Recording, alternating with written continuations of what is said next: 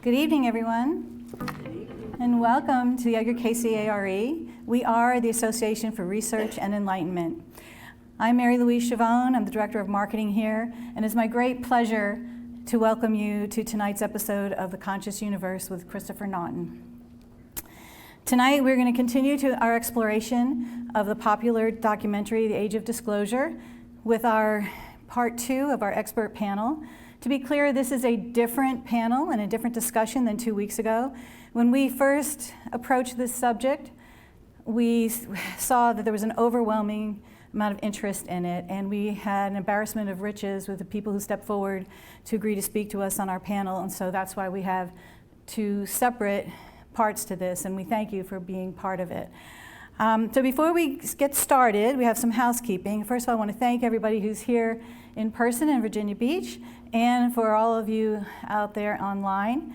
For those that are here, please take this opportunity to silence your phones.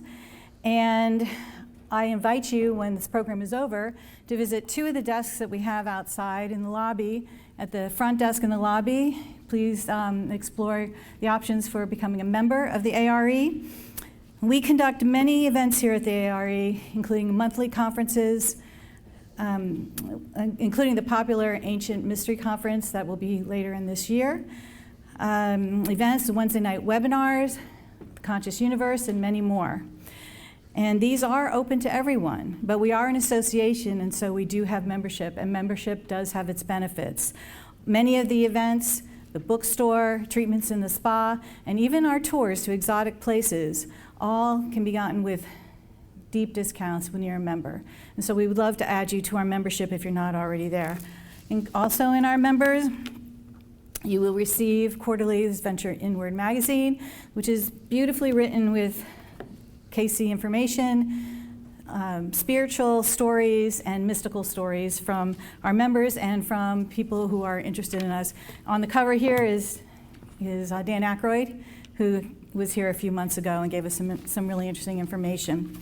And the most important thing you get from membership is our treasure, which is a complete access to the Edgar Cayce readings online. So please do stop by the desk and inquire about membership. And for those who are watching at home, go to edgarcayce.org/membership. Secondly, when you leave here, I invite you to go, when you go out and to the left, there is a table there, and it is the Virginia chapter of the New Paradigm Institute's Citizens for Disclosure. We're very happy to have them here tonight. The New Paradigm Institute is one of the leading voices in the country for UFO and UAP disclosure. And the local chapter has information on how you can get involved and make a difference if you choose. They make it very, very easy for you. For those who are watching online, go to newparadigminstitute.org to see how you can join a group locally to yourselves. And tonight we are honored to have the head of the New Paradigm Institute, Daniel Sheehan, on our panel. So this is very near and dear to our hearts. And finally, if time permits, at the end, towards the end of the program, we will be taking your questions. So if you have questions of the panel and you have already written them on your cards, please pass them to the right and back, and Brooke will collect them for later. And if you're online, I invite you to go into the chat and write your questions, and we'll get to as many as we can. All right, so that's the housekeeping. You ready to get started for this Conscious Universe with Christopher Naughton? So Christopher Naughton is our A.R.E. CEO. And before we go any further, I want to say that Christopher is celebrating a birthday this week. And so how about the A.R.E. doing this together on 3? Let's say happy birthday, Christopher. Ready? 1, 2, 3. Happy birthday, Christopher. We're delighted to have Christopher here. He's a true treasure. Christopher has an extensive background in law, broadcasting, and holistic spirituality. He's the author of the book America's Next Great Awakening, which is perfect to be read now because of the upcoming 250th anniversary of our great country. And he's a guest host for the online program New Thinking Aloud. And tonight, Christopher's on-set guest is Professor Neil Helm, former government insider in a United States UFO investigation program and a beloved member of our A.R.E. staff and family, I should say. And in just a few moments, Christopher will be joined by 2 guests remotely. Daniel Sheehan, who I already mentioned, is from the New Paradigm Institute. He'll be coming in from California. And Jeffrey Mishlove, we're very happy to have him with us from New Thinking Aloud. Did I say that right? New Thinking Aloud. He'll be here from New Mexico. Daniel's from the New Paradigm Institute. I think I said that backwards. But let's get started with our program. So everyone, please welcome Christopher Naughton and Neil Helm.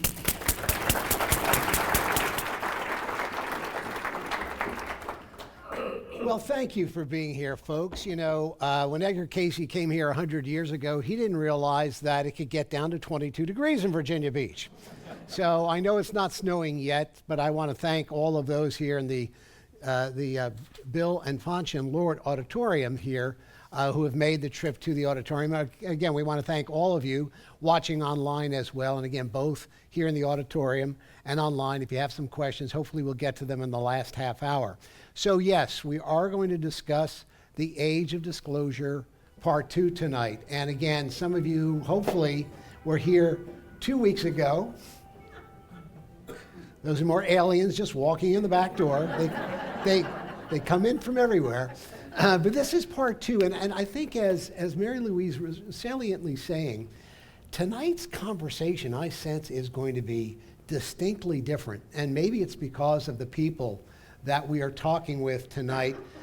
You know, Danny and Jeff and Neil have what I would call really very distinctly spiritual perspectives on how all of this, I think, relates to our soul and what it means for our own spiritual evolution. So when we were deciding to do this program and it morphed into part 2, I didn't realize that we had someone in our own quote-unquote family who was so deeply embedded in this program. I actually got a call from Neil and said, you really should talk to me about this, because Neil teaches near-death experiences here and that sort of thing, but I had no way of knowing that Neil Helm, who again is a venerated author and speaker, 5 books, 30 different articles, he's got a 40-year career as a scientist, let's underscore that. And for those 40 years, he spent time in commercial, academic, and government sectors studying things in the sky. And we know what some of those things are. And of those 40 years, he spent 12 years on a committee, the IEEE committee, which looked at all things in space, including, of course, UFOs. And over that 12-year period on that committee, he spent 2 years as the deputy chair and 2 years as the chair. Now, keep in mind, that committee was part and parcel of what the Age of Disclosure documentary called the Legacy Program. In other words, what some of those folks said were the bad guys, keeping us from understanding what this is all about. So Neil, let's cut to the quick in some ways. Again, I've had a chance to have dinner with you and your lovely wife, and we talked about near-death experiences only recently that I realized that you were involved in this really top secret government group. But it was so secret you couldn't even tell your wife Anya, could you? Well, thank you, Christopher. It's really pleased and honored to be in my community and to share this tonight. It's a good time. And your question, when you get in the top secret clearances, which I had at 17, was my first top secret clearance, you're told that you don't disclose things unless they have a need to know. And my wife didn't have a need to know, so she never found out. Neither did some presidents, apparently, have a need to know. But you come into this program, again, as a scientist. They invite you into this program. And now, correct me if I'm wrong, but this group that was created literally had 15 different members, right, from various sectors of the government, or 15 different members Yes. from different segments, Yes. let's say, Yes. that were here really to discuss some very top secret ideas. And among those, of course, were UFOs. So what years was that? It was like the mid-90s to the early 2000s, Yes, right? from 1992 to 2004. Right. So you spread over the over both Bill Clinton and George Bush were presidents in that time that you were on this committee. Did you have any predilection about UFOs before you had stepped up to this position? Oh, yes. Oh, yes. I know you had a near-death experience at age 5, and we'll get into that, but Yes. did you have any interest in this area? Yes, as soon as I started studying space, I came across the number that there are perhaps initially billions of stars. Then I found out that we had trillions of stars. And then way back then, I remember reading on the 4th page of the Washington Post a little piece that says, NASA has just discovered a 2nd trillion stars. And now I'm hearing people talk about that each galaxy has a trillion stars, and there are 100 billion galaxies.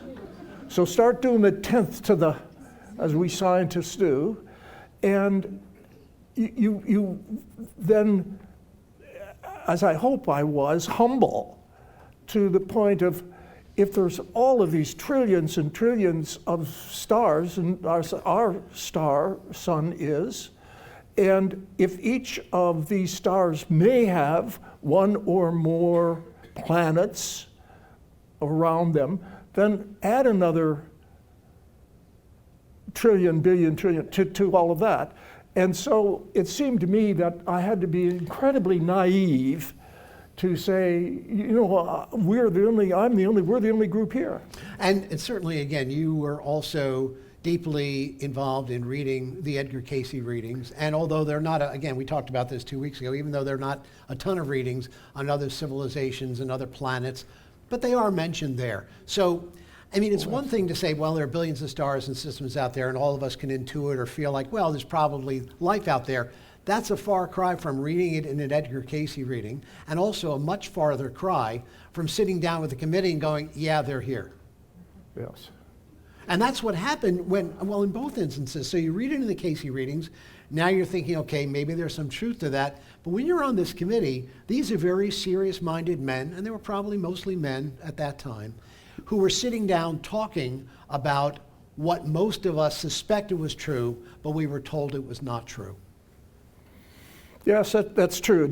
We were all men, and we were not all government workers. In fact, the majority of us were chosen from the academic community. I was at the George Washington University in my 2nd or 3rd year, and the year before, I was nominated by my peers to be in the Academy of Astronautics. And then as soon as I was in, the Academy of Astronautics has comity with the Academy of Sciences in every country of the world. So all at once, I was opened to the Academies of Sciences around the world, and that information and that situation sort of was known by people. So you were discussing UFOs and UAPs almost from the get-go, Yes, right? yes, Okay. oh sure. And that did not blow your mind, but some things were going to begin to blow your mind, I suspect, because other than the fact that many of us, 50, 60 years ago, for those who are born in the 20th century, suspected that there might be UFOs. What we didn't know was that there were crash retrievals, Yes. that there was technology, that there was biology, i.e. bodies, Exactly. and that there was reverse engineering, i.e. this material is being brought to the government, but mostly to private entities, corporations, to reverse engineer it. When I asked you about that last week, you said, oh, that's a given. And it was a given, but you didn't know that going into the program. So once Yes. again, the things that we did not know and maybe had not suspected, you were privy to. Well, that's right. We were read into certain information. Again, all 15 of us carried top secret clearances. And there were some things that were going on above that. But last 2 weeks ago, when I watched you and Danny especially, if I speak to you out there, sitting at my monitor, well, no, sitting here, I was here in this chair, when you talked about, for example, the Eisenhower meeting in 58 with aliens, I said, yes, Danny, yes, I have not heard this in a long time. And for someone else to say it, then that you add to that. And Thanks for burying the lead, by the way. Because I was going to get to it, because again, some of this high strangeness you're talking about, it gets truly strange when you're talking to other government officials and the conversation goes to President Eisenhower, president from 1950, 56 to 63, or 54 to 60. 8 years, 54 to 63. There we go. 56 to 63. Okay. So during those periods, though, so at some point in time, people were told that he had been, getting a dental appointment or something along those lines. There's nothing here, to look at, keep walking. But you find out that Dwight Eisenhower reportedly, exactly, had meetings with alien beings who landed at Edwards Air Force Base in California. I don't think it was Holloman. I think it was Edwards, but it was at some Air Force base. It was out in the desert. Okay. And he met with them. So even though you are now open to the notion of UFOs, crash retrievals, biologics, doesn't this blow your mind? That the president sits down? Okay. Something had to blow your mind. And there it was. Absolutely, it did. Yeah. Yes. Yeah. And I was read into a number of things. And so the reason at that time, because I know you didn't have the most toppermost clearance. That's I know correct. Area 51 was above that. We'll probably talk about that. But there must have been talk. Shouldn't we explain this or share this with the American people? I mean, this is, you can argue, the biggest thing in human history. Shouldn't we be sharing this with the American people, with the people of the world? In fact, in the age of disclosure, they mentioned that the Bush administration, and again, you served under George W. Bush II, or W. Bush, that they actually were considering releasing this information. Why didn't they? Well, I can only speak for my group. Yeah. And my group did. We wrote recommendations. We met formally every month, but then informally we had some discussions. And we had a staff that worked full-time and would pull together a lot of information for us, so that when we got together on that one official day, we had all kinds of materials to go through. And then organizations which we encouraged, like MUFON, the Mutual UFO Network, and we got their briefings before our meeting, and they would have so many sightings, and we would go through them, and if there was a particular sighting that had, say, radar coverage, mm-hmm. and a pilot or a commercial pilot viewed it, 2, and if people on the ground saw it, 3, if we had 2 or 3 elements involved in a sighting, well, then that increased its credibility, so that we might recommend, as part of our report, that that be looked into in more detail. And that was, if it seemed credible, and that's what we did. But Neil, you have to admit that at that time, it seemed like the government program was, let's tamp down on it. The people can't handle the truth. Yes. And beyond that, that if people start coming out and start talking to, I don't know, like the John Macks of the world at Harvard University, we're going to go after these people. We're going to go after John Mack. We're going to ridicule them and mock them. Now, yes. In the Age of Disclosure documentary, Lou Elizondo and others yes. put the blame a lot on, if yes. you're part of the legacy program, yes. puts it on your shoulders. Well, yes, that's a wonderful question, Christopher. What we did, there were other groups. We're not the only legacy group. Good point. I wanted to make that very clear. For sure, perhaps many others, and we weren't allowed to know each other. Right. Certainly, I mentioned the bird group at one point, and another bird that was much more within the government, because the birds all were head of government agencies. And just briefly describe when you say bird. I know what you're talking about, but let the people out there know. Okay, yes. You say the 18, at the time they weren't 18, but they're now 18 security intelligence agencies and 4, 5, 6 military bodies.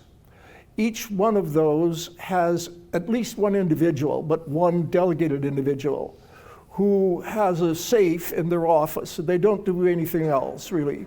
There's a safe in their office, and in that safe are instructions if a UFO, UAP comes along, and this happens, then you have your agency, and this person is a deputy level usually. You have your director and your agency do this, this, and this. And so each of these agencies had a bird, and they weren't supposed to know each other. There was a cardinal and a robin and a blackbird and a bluebird, and they talked to each other. They weren't really supposed to know each other, but they sort of did. And they had their meetings sort of similar to ours. And that was another group. Yeah. And they were all in the government. Well, a lot to mine here. Let's bring in our august panel tonight, who is going to join us. One joining us from New Mexico, the other one joining us from California. Daniel Sheehan is a gentleman who was actually here in person last September. And what can I say about Danny? He is a legal legendary icon. The Harvard undergrad, Harvard Law, in his spare time on the weekends, Harvard Divinity School. And then he litigates some of the biggest cases in American history, from Watergate to the Pentagon Papers, Iran-Contra, represented Karen Silkwood, John Mack, who I mentioned from Harvard University, who was going to get kicked out even though he was tenured. It was a Pulitzer Prize winner because he dared to talk to people who claimed to have had close encounters of the third, fourth, or fifth kind. Danny comes in, saves the day. And today, Danny Sheehan is an icon when it comes to disclosure. Danny represents the New Paradigm Institute. So Kevin, I don't know if we've got Danny here, but since I'm there's the man. Danny Sheehan joining us tonight from Santa Cruz, California. And again, we're going to find out a little bit more about what's going on the cutting edge. Sometimes when you watch the congressional hearings on television, you'll see Danny either in the foreground or in the background. And I wouldn't have even known about Danny Sheehan if I hadn't met this gentleman joining us from Albuquerque, New Mexico today, a colleague and a good friend of mine, Dr. Jeffrey Mishlove. Dr. Mishlove is a clinical psychologist.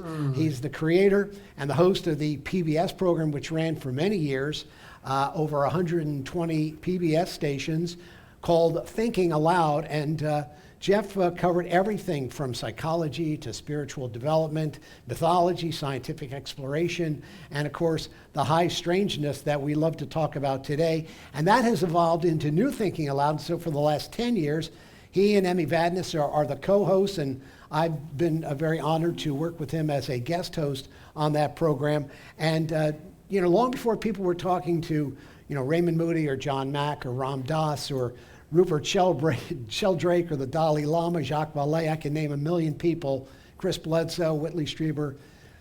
That's what Dr. Jeffrey Mishlove was doing. And by the way, he also won the $500,000 Bigelow Institute Prize a couple of years ago for evidence of the survival of consciousness after death. So, Jeff, I mean, again, I could spend the whole night just talking about both Danny and Jeff's, resume.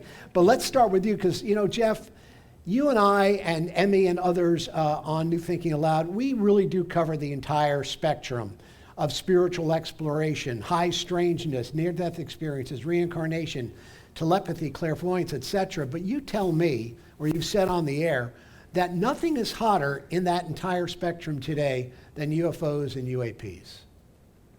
That's absolutely true, certainly in terms of our audience, and it's because undoubtedly it's a topic that's in the news. And as you stated earlier, it might be the single most momentous event in the history of humanity. So interest is very, very high at this point. And most of the people I know have been aware of this topic.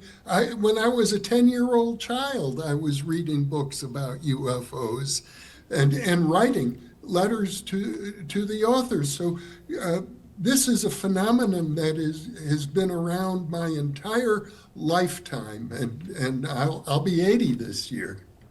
But nothing quite like, would you say this, does the Age of Disclosure documentary that we're going to touch on and move on from that tonight, does it break new ground? Did it open your eyes to certain things that you either didn't know or you said, well, thank God this is finally getting out in the open?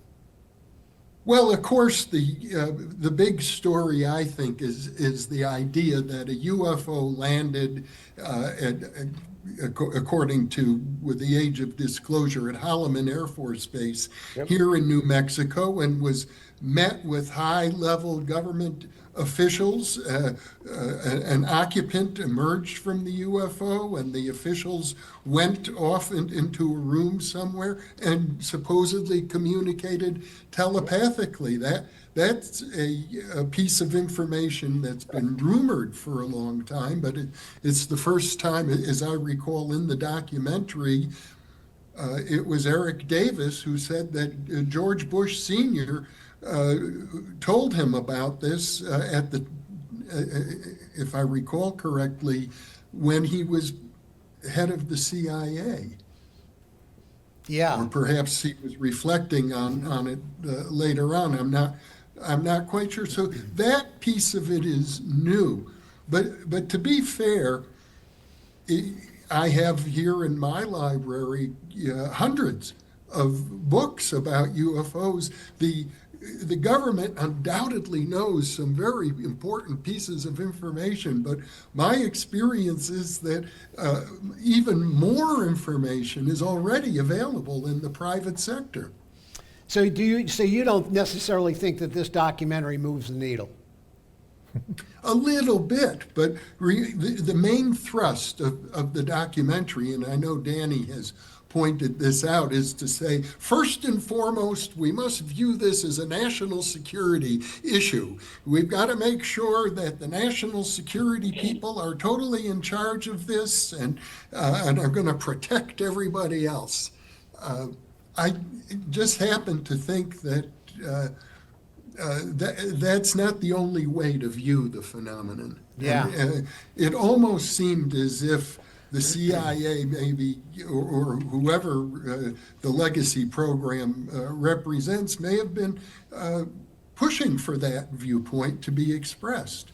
Yeah, interesting. And Danny, one of the things that really intrigued me as well is that I know in our previous conversations you were saying that the reason you got into this in the beginning, you're a young man, you're working with the Jesuits, I think, in New York, or in D.C. rather, and President Carter asked his new director of the CIA, hey, I've seen a UFO, I need to find out about UFOs, tell me who I talk to next. And the director of the CIA says, you don't have the need to know. This is only on a need to know basis. Ironically, it was George H.W. Bush. Now, in the Age of Disclosure, they suggest that whatever happened with Eisenhower or whatever happened at the Holloman Air Force Base, he asked for information about that, and he was told by someone, you don't have a need to know.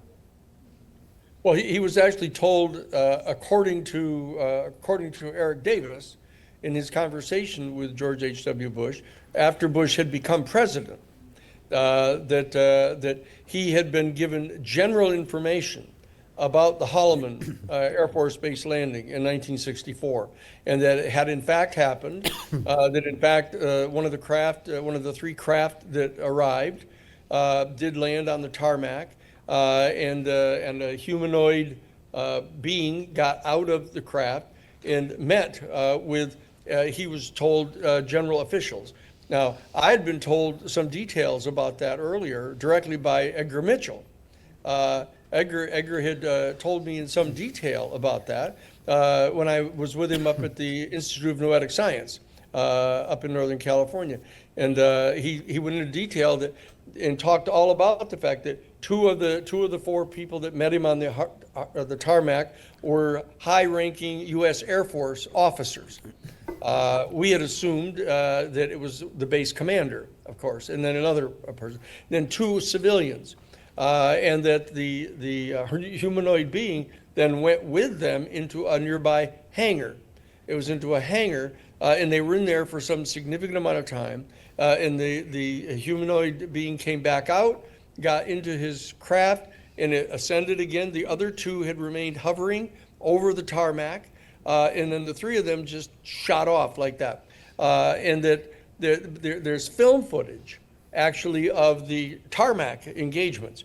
That not inside the meeting where they were having the meeting inside the hangar, but there was a film, like an 8mm film was taken of this event.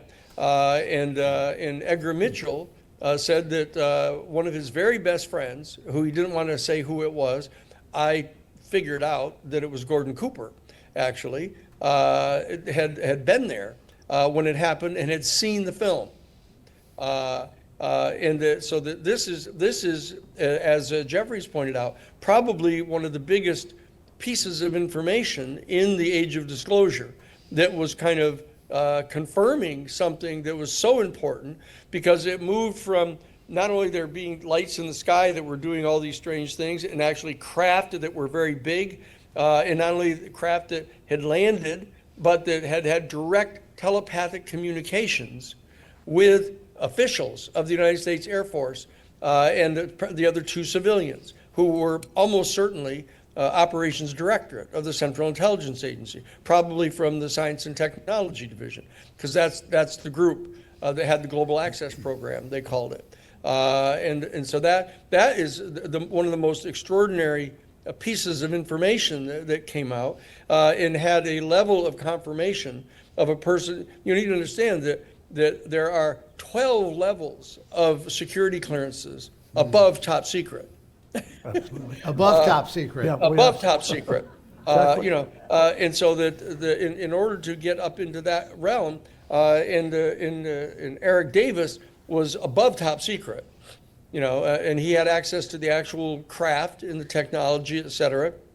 And so him coming forward and saying that, but very importantly, the fact that he was authorized to say that in the documentary. This is a whole additional dimension that needs to be comprehended. When David Grush appears in front of the House Oversight Committee and tells them under oath that he has talked to some 40 people that were above top secret, that had information about the Legacy Group, and that we have one or more non-human origin extraterrestrial spacecraft, and the biologics, his bodies, from the craft. What they didn't tell about at all was the fact that we had direct face-to-face communications with one or more. And every time I would push on Lou, who I'm his attorney. Lou Elizondo. Lou Elizondo, of whether we've got direct communication with them, he would say, I'm not allowed to talk about that. But that's different than saying no. They're saying I'm not allowed to talk about that. Okay? And so in the various meetings that I have with people on the Hill, like Eric Burleson, and others, that we're pointing out that there's documentation around, like that film of the direct encounter with the human beings and the extraterrestrials. And let me go to Neil. Neil. Very important piece. Yeah, and Neil, you brought Edgar Mitchell again, sixth man to walk on the moon, by the way, folks. And he's coming back. I mentioned this last time. He's coming back from the moon. He sees this beautiful blue pearl in space, and he has a mystical experience. He's going to change his life. He comes back here. He starts the Institute of Noetic Sciences. We've had Dean Radin and Helen Awabe and others here. You met Edgar Mitchell years ago. Yes. He invited Edgar to this stage some 20 years ago or so. Did you ever have those kind of conversations that Danny had with Edgar Mitchell? And could he share any of that information with you? It's interesting, Christopher, that the story of Edgar Mitchell is such a beautiful story. He was coming back from the moon, and he walked on the moon. And coming back, he was looking out the window of his spacecraft at the beautiful, beautiful Earth. And it is a green-blue planet. It's a beautiful planet. There's many, many planets out there, gray and tan, and this beautiful, beautiful Earth. And he had a spiritual experience. And so that after he got back, within 2 weeks of his landing and debriefing, he announced that he was going to resign from NASA. And they had put a lot of money into sending him to MIT for his doctorate, and he was in line to be the head astronaut. And NASA had all this lined up. And so when he said, I'm sorry, I'm going to resign, and for this reason I've had, and he didn't really use the word spiritual with them, but he said, I want to do an environmental work, and I want to and work in consciousness and in these other disciplines, which he did. So I would, and NASA was just devastated. I went to his retirement. It was an invite only at the Army-Navy Club in Washington, D.C. And most of the NASA officials didn't, they were really, really angry at him for retiring. And he talked in his retirement ceremony about the work he was going to do at the Institute of Noetic Sciences and how that was really his new calling. And everybody had moved away. I had met him just briefly before that, but I walked up after the end of his retirement, and some people were talking to him, then they walked away, and he was all by himself. And I walked up and I said, Neil Helm again, and I'm at George Washington University, but I knew you back in the earlier astronaut days. And he said, oh yes, Neil. And I said, I really believe what you're doing. In my heart, I feel exactly the same way. And I'm working on this and this that is complementary, and whatever direction you go, I would like to follow it and be a part and stay a friend. And then we communicated from, not every week or every month, but we would send things back and forth. But he didn't tell you any of this highly protective information or talk about, because I'm sorry, that's the point. We talked, interesting enough, more about consciousness and spirituality than we did about UFOs and intelligent. Yeah, and Jeff, in some ways, I would say that, if we're not talking about consciousness, we can always be fascinated by the technology and the biology. But again, we're here at Edgar Casey's Association for Research and Enlightenment. So, and again, I would think this is what you're doing on New Thinking Aloud. We kind of keep getting pulled back, and maybe it's natural for the four of us, we keep getting pulled back into the notion of what does this say for humanity? How is this going to start pushing institutions? How does this change the consciousness? Because it's easy to say, wow, that happened. Oh, let me watch the Super Bowl. Let me go ahead and cook dinner. And that's just kind of lost in the miasma. We can lose focus if we're not careful. Jeff, would you agree? It's very easy to lose focus, and it's very hard, actually, to focus on the very bizarre reports that have come through continuously regarding UFOs. They seem so strange that the easiest thing in the world is just to put it out of your mind and take care of the things that you have to do to feed your family and advance your career and so on. But the role of consciousness becomes crucial here. The mystics, for example, of every culture say we are one with everything. That would mean that no matter how alien, how strange, how bizarre the UFO-related phenomenology is, it's part of who we are. If we're ever going to attain self-knowledge, we have to recognize that forget which philosopher said it. I think it was Nietzsche. He said, when you're looking into the abyss, remember the abyss is looking back at you. Danny, I know that you've said, and I think probably in an interview with Jeff, that there's nothing more important than engaging our religious institutions right now, that if we're going to take this information and use it for the advancement of humanity, and again, we just take a look around and see all of the tension going on in our country and the polarization. And sometimes it's, I think even people that I love say, this UFO, UAP stuff, it's just a distraction from, focusing on what's happening to humanity right now. And again, Danny, I know you deal with constitutional issues all the time, and you also see this matter as a constitutional issue, and we may get to that. But I think first and foremost, you say that there's nothing more important now than making sure that there's an impact in our religious and philosophical institutions, and that the academy, literally the Harvards of the world, starts changing its stance vis-a-vis this phenomenon. No, that's absolutely right.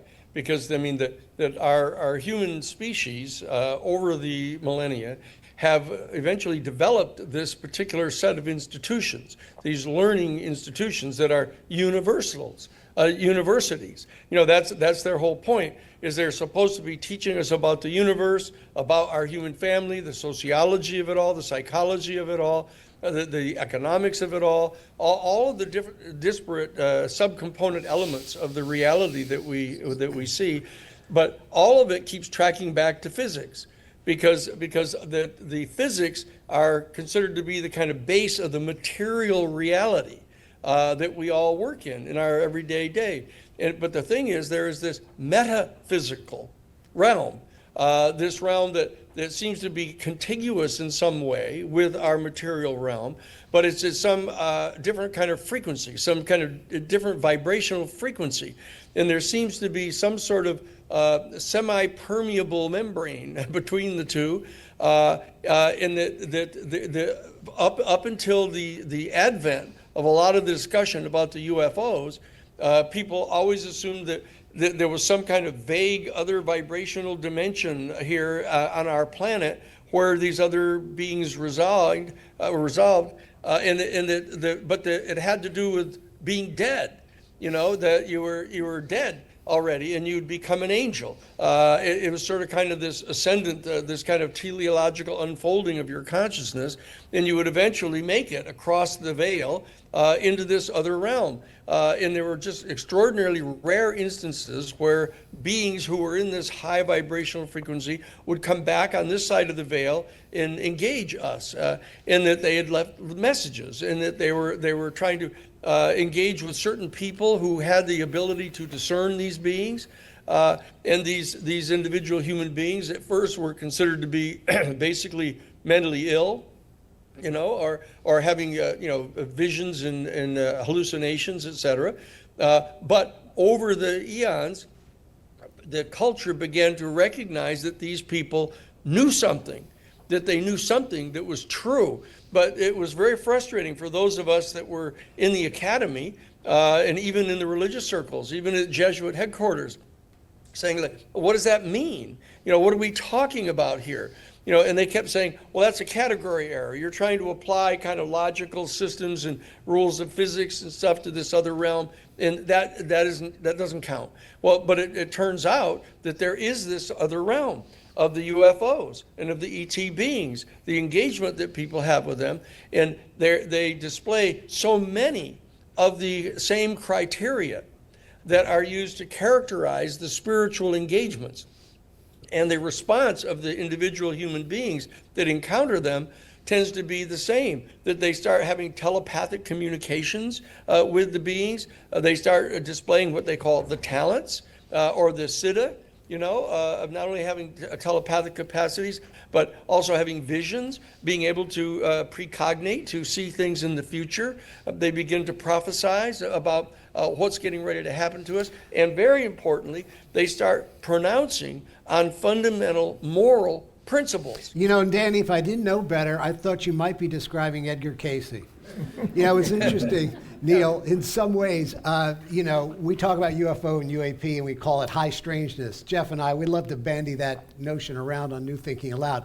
But Edgar Casey was high strangeness long before UFOs and UAPs. And I find what's interesting is that, the kind of ridicule and mockery that people who said that they had UFO experiences had experienced, this is the same sort of ridicule and castigation that people who are interested in metaphysics, who are interested in, let's say, in Edgar Casey, they called Edgar Casey the freak in those years. They called the A.R.E. back in the day, I mentioned this last time, the spook house on the hill. So I find this kind of a very interesting continuum, if you will. What was once high strangeness is now being more accepted, and what today is high strangeness does have some things in common with what Casey talked about 100 years ago. I agree with you. Yes, and certainly Edgar Casey was so far in front of so many of what we're now finding examples of space and consciousness and beings, and he talked about them in the 20s and 30s about all of this happening, and now we're looking back and really understanding the seer that he was, the wisdom that he had in his bag of gifts that he had received, and it's you know, it's pleased to read the readings. I was especially interested in the readings on space that he talked about and consciousness. And I keep saying, oh, yes. Now we know this. He talked about it in the 1920s. Yeah. Did you ever have any members? I think you did. I think Stargate. Did you ever have any members of the CIA or any members of these programs, other than Edgar Mitchell, although he wasn't in that program, come here to speak? Because I would have to think in the 60s, 70s, 80s, and 90s that with the esoteric, you know, phenomena that we would talk about with Casey, there must have been some people in the government going, you know, there's this group that's only 3.5 hours away. Just get on I-95 or take 12 or 13, and you're going to go to this place where they study things like Yes. metaphysics and Yes. mysticism Yes. and dimensions and frequency. Yes. Did that happen? Absolutely. Yeah, it had to have happened. Soon after my wife Fania and I came down here permanently to be a part of this beautiful community in 2009, we had a couple of speakers come, and I can't say I was the total influence, but I sort of influenced Kevin Tateshi to, as you're so wonderfully doing, let's spread out a little bit. Let's get away and open our minds to some of the other areas that Edgar Casey had talked about. And so Kevin had Dean Radin from IONS, Yep. which he was deputy to Edgar Mitchell. Yep. And then a person which, I'm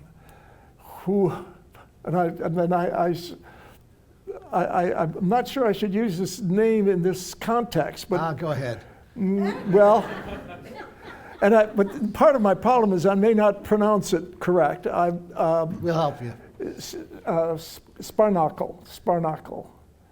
He was a remote viewer, part of Okay. Stargate, and he talked about Stargate. He talked about he was, and I know the Stargate story. I was read into that as well, and I followed it. CIA program, but Sparnacle talked about two things that were unclassified that he could share, and he shared with the audience here then 15 years or so ago. And the one story, if I may, usually you're just given coordinates on a map, and he was told, all right, find out what's there, and he was given these coordinates way over in the eastern part of Russia, nearly in the Pacific This Ocean. is remote viewing we're talking about now, right? Remote viewing, Yeah, yes. there you go. And so he said, well, it's just an area, near the Pacific Ocean, but in way over in eastern Russia, and Siberia, what do you see? Well, it looks like the Russians are building something. And then he was invited back to look again, and he said, well, they've dug a huge, great hole, and they're building something down there, and it looks like a submarine. And his people at the CIA said, oh, no, it's 11 miles inland from the ocean, it can't be a submarine. And so a few months later, he looks again, and they ask him, what do you see? And he said, well, they're bringing all this equipment, tons and tons and megatons of equipment. They're putting this thing together, and it looks like a submarine. And they said, oh, no, it can't be a submarine. And 6 months later, they bring him in, and he looks at it, and he said, it's a submarine. And they said, oh, no, it can't be a submarine. And 6 months later, they dig a canal all the way to the Pacific Ocean, and it turns out to be the Red October. Wow, there you go. And a lot of stories are like that. And, Danny, I love the one story that you shared before, but I don't mind hearing it again because, again, what we venture into here at A.R.E. is to look at some of the talents that Edgar Casey had and all of the fruits of the psychic continuum, whether it was clairvoyance or telepathy or precognition or bilocation or seeing auras or speaking to people who had passed on the beyond. You tell a beautiful story about a great Harvard University professor who was ready to retire after 50 years. And I think Brinton, yeah. Yeah, I think you said more or less that the most important thing right now is that humanity was involved with evolving into becoming a greater species. Tie that into some of the things, the psychic things we've been talking about tonight as it applies to Edgar Cayce, and maybe how it applies to the UFO UAP phenomenon. Sure. This was in May of 1968. And I had graduated from the college in 1967, had gone up to the law school. And so I heard that Crane Brinton, who was the head of the Department of Intellectual History at Harvard University, and he'd been there for like 50 years.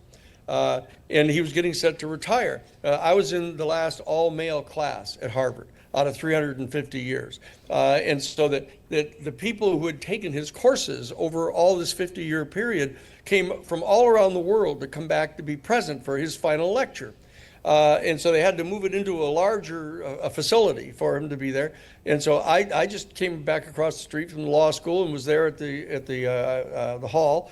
And it looked like a snowstorm. It was all gray hairs everywhere over the last 50 years. And he gets up to say, he said, "I've been asked here in my final lecture to identify and talk about the single most important intellectual insight that the greatest minds of our human family have all come to." And he said, "This is easy."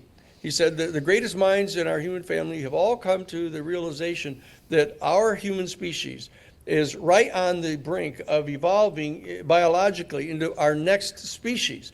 We've come from Australopithecus to Homo erectus to Neanderthal, and and now here we are, Homo sapiens sapiens. But the fact is, we're not going to be around forever.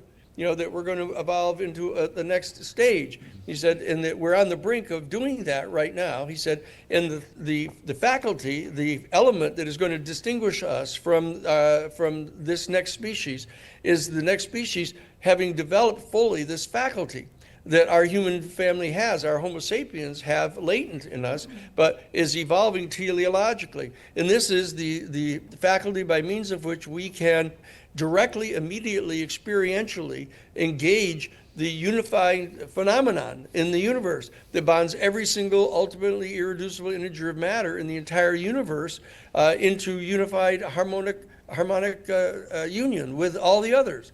He said, this is the unified field. That he said that we have the ability, just like we've evolved teleologically life forms, the eyeballs, in life forms, biological life forms, to be able to respond directly and experientially to the vibrational frequency of light.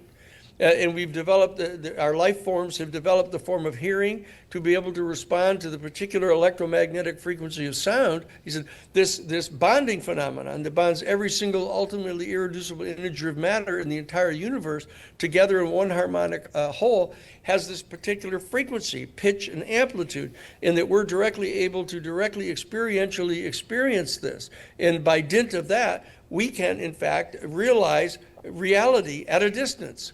That downloads to us information, not only about the physical distances in our universe, but in time as well.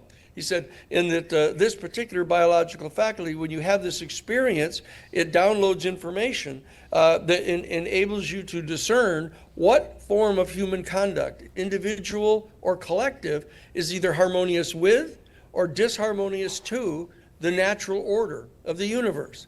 And he said that's why, he said, so many of you men have refused to go fight in this war in Vietnam.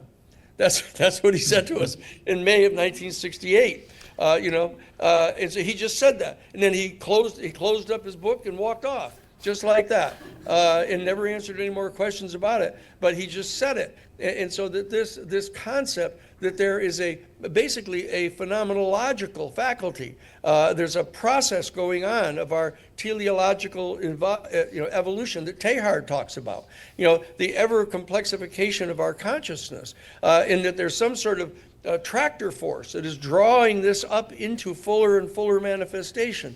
And it's this unified field. That there's this tractor force drawing us up into this vibrational frequency, and that we can directly experience, reality at a distance. And the problem is when our intelligence people and military people encounter this, They say, this is fantastic. This can be a great weapon for spying. And it's the old Sufi saying I mentioned. And that's exactly what happened here in some ways, because Edgar Cayce, some people call him a psychic. People like Stephen Schwartz know he was the greatest remote viewer in history. The government came up with a remote viewing program and then, purportedly got rid of it, but they probably siphoned it off true? to, of course not, right? Just like the UFO program ended with Project Blue Book in the 60s, ha. Right. They've just basically siphoned it off.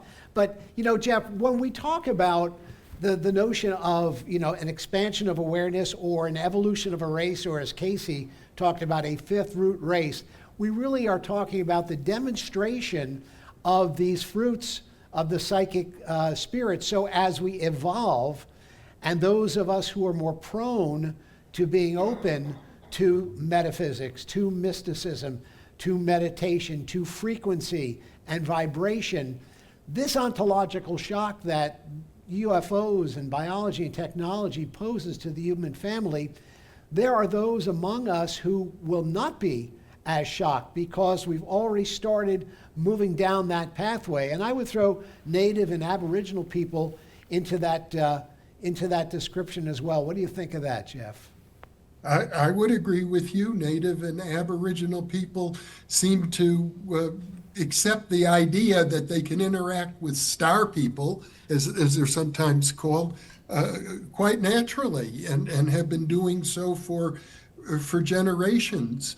Let me share one story that I think is relevant to your question. When I was a young man just entering parapsychology graduate studies at Berkeley, I was invited to live with a man who became a mentor to me, Arthur M. Young, the inventor of the Bell helicopter, who was deeply, deeply passionate about UFOs, and in particular about contactees who have had face-to-face encounters with UFOs. And he bought, for example, a whole set of books by Wendell Stevens interviewing all of these contactees and donated it to the local library. And he often would say to me, if he were younger and could start his career over again, instead of building a helicopter, he would try to build a UFO. But he was an amazing cosmologist, and he took the periodic table of the elements and turned it into a periodic table of everything, including the animal kingdom, the plant kingdom, the subatomic kingdom. The atomic kingdom, of course, is the periodic table of the elements. And he said the human kingdom is different from the animal kingdom. We are, of course, we're animals, but we're more than just animals. And in the way he mapped it out, he said, our full potential as human beings is so vast that present modern day humans are equivalent in the animal kingdom to where a clam would be. We're like clams in relationship to all the other animals in terms of our actual potential. Wow. Okay. Well, then let's keep the Tabasco sauce off to the side because I don't want to be eaten tonight. But, I want to raise something that Richard Dolan said. Richard, of course, was here 2 weeks ago when we had our conversation with John Van Auken and Emmy Vadnais. And I want to pose it to each member of the panel tonight because I think in some ways this is a linchpin. Again, I think I've heard from all my guests tonight, they would say, well, we think it's more than just about national security, and they harped on that a lot in Age of Disclosure. We're trying to put the pieces together to see where the UFO UAP phenomena stretches to our souls, if you will. And Richard said this, I think, in an interview with you, Jeff. He said, in order for us to understand them, we will more thoroughly have to come to understand ourselves. So that may sound like a pat question. What of it, Neil? Well, yes, we certainly have to understand ourselves.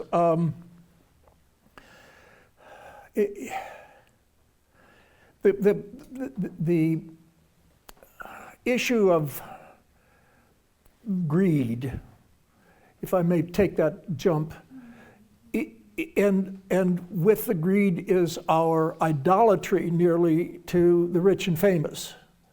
They can get away with things. As Danny will tell you, We will, in a few years ago, we'll take the poor person off the street who may be selling a little bag of grass and give him 5 to 10 years. But the white collar criminal who scammed people, all of us, hundreds or thousands of times more, oh, well, we'll pat them on the wrist and give him or her maybe a year of,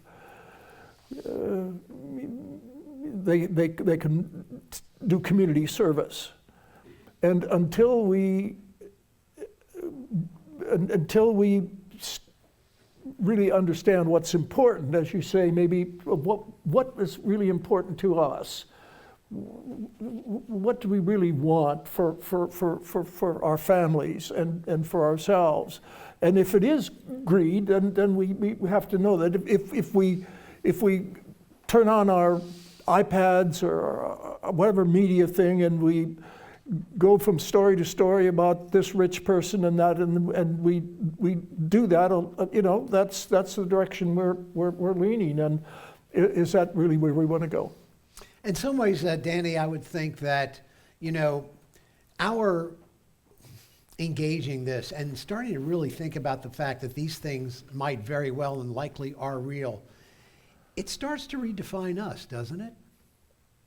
Well, it certainly does. When you have an extraterrestrial vehicle come in and land, and the humanoid that gets out at Holloman Air Force Base in 1964 is, almost 6 feet tall, arms, legs, head, feet, fingers, etc. You say, holy mackerel, this is somehow related to us, kind of biologically. This being is like us, but how do we fit into this? How do we relate to these beings? And when we see them do these things like telepathic communication, and we say, wait a second, I've read lots of stuff about telepathic communication that individual people have, etc. We're somehow related to these beings, and and even if they're 6 billion years more advanced than we are, the fact is we're along that continuum somewhere. And then you start to ask the questions. What about these individual human beings, Homo sapiens, who are capable of doing these extraordinary things? With Sai Baba and Edgar Cayce, and these people that display these extraordinary capacities of precognition and telepathy and remote viewing, astral travel, et cetera.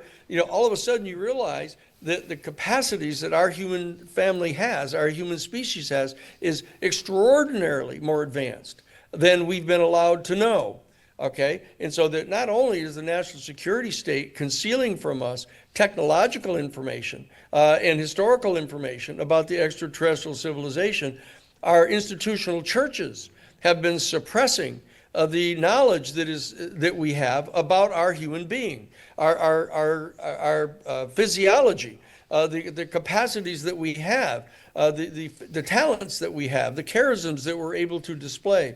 And this is extraordinarily important because until such time as we start to come to understand this and develop this to the fullest extent, we're not accelerating our biological, teleological evolution that Teilhard talks about. And that's what we have to really do to be able to merit direct, open communication with the extraterrestrial beings. Because at the present time, we're way too primitive. We're dangerous, we're threatening, and they know that. And so that they've more or less embargoed us, from traveling outside of our own solar system, because the military and intelligence people are just trying to figure out how to bring nuclear weaponry out there so that we can establish full spectrum dominance over our own galaxy.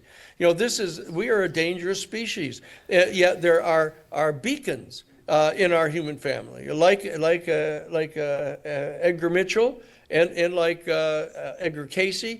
And like, the Dalai Lama, there are other Buddhist and even some Christian monks and Jewish mystics. This phenomenon is going on. And the fact is, Crane Brinton was correct, that the greatest minds in our human family have all come to recognize that this process is underway. So the question is, how do we intercede and accelerate this? How do we participate in consciously accelerating this process? And that's what's going to reach out to the stars. That's what's going to make us, be able to join together with our other family members as sentient, conscious beings in not only our galaxy, but in the entire universe. And then we all come to share the mysteries of what lies out beyond the physical perimeters of all the sum total of mass and energy in our universe. And we've come to really understand that some of the greatest mystics in our human family realize that there abides an infinite and eternal, completely undifferentiated sea of consciousness. That predated the material manifestation of our universe, which is in effect made up of condensed consciousness. That at the root of every one of the leptons and muons and quarks, as you subdivide the particles of matter in the universe, you get to a point where you get down to an inchoate quantum field. And the inchoate quantum field is a field of consciousness that the infinite and eternal sea of consciousness has set apart to be able to, through mitosis, be able to multiply and generate a material universe. The question, why is this going on? What's the point of all of this? Why would an infinite and eternal consciousness, completely undifferentiated, why would it initiate an original unit of discontinuity that would begin this entire process? The great mystery. I think we'd like to talk to people that have spent 6 billion years more investigating this. That's what we have in store for us here. That's what I think.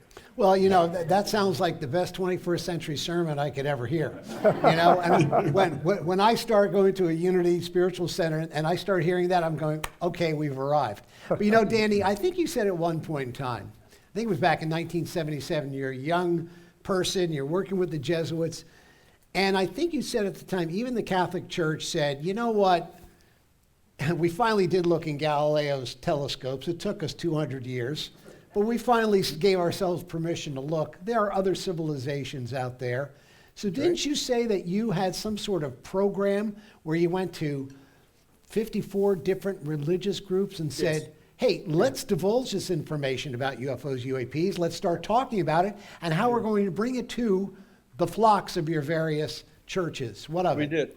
We did. 1977, Father William J. Davis, who was the director of the National Social Ministry Office of the United States Jesuit Order at our Washington headquarters, and I went to the Washington Interreligious Staff Council that's made up of 54 of the major denominations in the country, combined with the U.S. Catholic Conference and with the Union of American Hebrew Congregations and a whole range of Protestant denominations. And we proposed to them specifically, officially, that we establish a task force made up of all the different denominations and start to address the issue of the extraterrestrial civilization that surrounds us and explore what our relationship is with us. And I had the conversations with the people at the Vatican. I talked to the head of the archives there and tried to get access to the archives so that our Jesuit order that has been assigned since 1546 to reform the Catholic Church, to dig out of the impediments of all the institutional drawbacks of the institution of the Church, to rediscover the spiritual roots of the Christian tradition, to understand what Jesus Christ was all about when he's offering bread to his friends and disciples and says, look, here, eat this bread. That when you understand that the stuff of which this bread is made up is the same stuff that my body is made up of, and that the wine in this goblet is made up of the same stuff that my blood is made up of. If you understand this, you'll know who I am. Okay? And this is the secret. This is the secret of knowledge that the mystics have. And what we have to learn how to do is how to articulate this in a way that our people can hear it. And this is the mission. I've had this mission since the Jesuit headquarters. And when they asked me to become a Jesuit. And I said, look, that you guys have got to agree to do certain kind of things. You got to get out of the cutting edge of this thing. You know, we have to help save our human family from ourselves. You know, we're threatening to annihilate ourselves with thermonuclear weapons here. You know, these antiquated structures of the nation states and the competing for, you know, allegedly, you know, limited resources on the planet. We have an obligation here to do this as spiritual people. You know, and they were going, not quite yet. Well, and again, and that's exactly what the government was saying too, that we really can't handle the truth. But I think in some ways, Jeff, let's go to you. I think two things I'd like to pose to you. Number one, there's no way, I don't think, that we can continue to keep the lid on this.